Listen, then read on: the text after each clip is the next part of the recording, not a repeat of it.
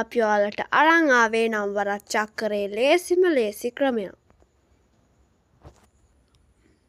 හරි අපි මුලින්ම මෙතෙන්ට බිංදුව දාගෙන 1 2 3 4 5 6 7 8 9 10 11 කියලා ලියන් යන්න ඕනේ. ඊට පස්සේ අපි අග ඉඳන් ලියන් යන්න ඕනේ.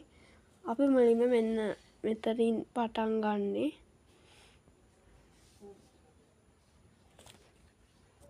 හරි ඊළඟට අපිට ලියන්න තියෙන්නේ මෙන්න මෙතන ඉඳන් 9 8 7 6 5 4 3 2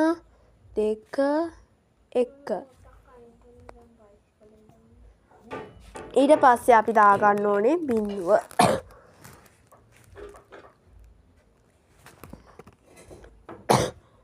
මේක වලංගු වෙන්න නම් වරක් 10 වෙනකම් විතරයි.